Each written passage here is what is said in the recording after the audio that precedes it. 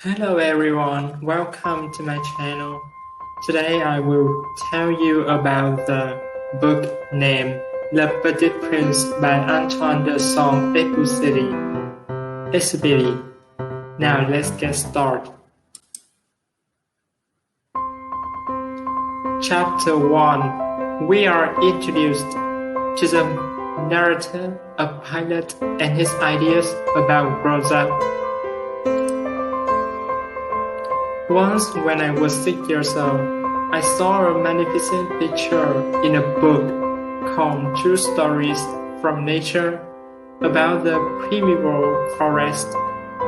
It was a picture of a boa constrictor in the act of swallowing an animal. Here is a copy of the drawing.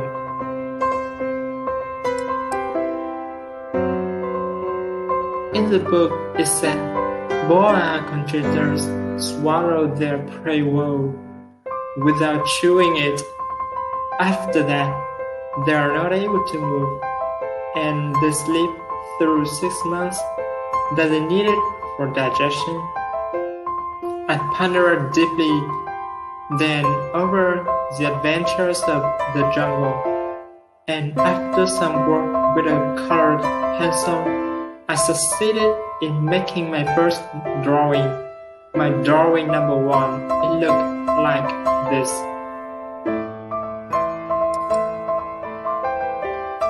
I showed my masterpiece to the grown-up and asked them whether the drawing frightened them.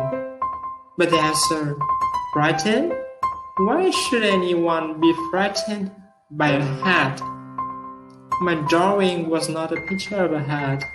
It was a picture of a boa constrictor digesting an elephant. But since the grown-up were not able to understand it, I made another drawing. I drew the inside of the boa constrictor so that the grown-up could see it clearly. They always need to have things explained. My drawing number 2 looked like this.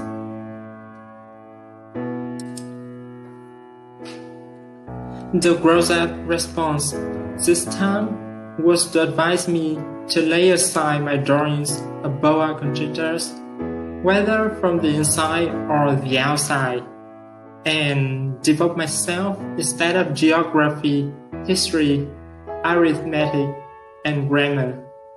That's why at the age of 6, I gave up that might have been a magnificent career as a painter.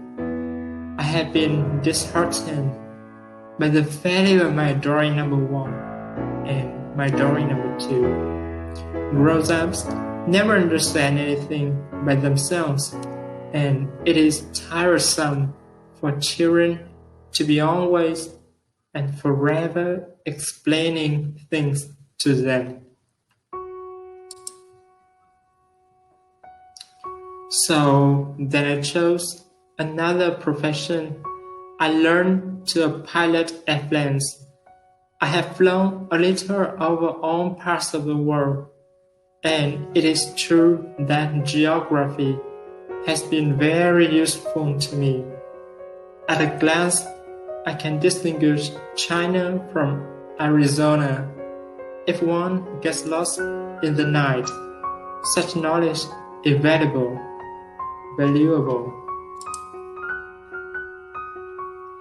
In the course of this life, I have had a great many encounters with a great many people who have been concerned with matters of consequence. I have lived a great deal among grown-up. I have seen them intimately,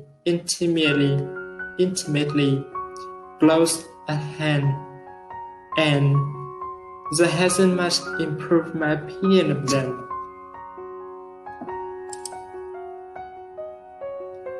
Whenever I met one of them who seemed to me at all clear-sighted, I tried the experiment of showing him my drawing number 1, which I have always kept.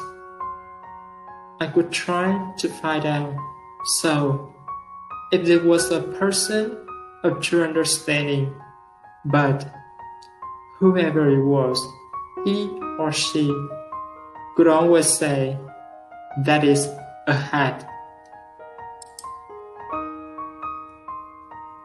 Then I could never talk to that person about boa constrictors or primeval forests or stars. I could bring myself down to his level. I could talk to him about Bright and Gog and politics and neckties, and the grown-up could be greatly pleased to have met such a sensible man. And that's all for the chapter 1. Thanks for listening.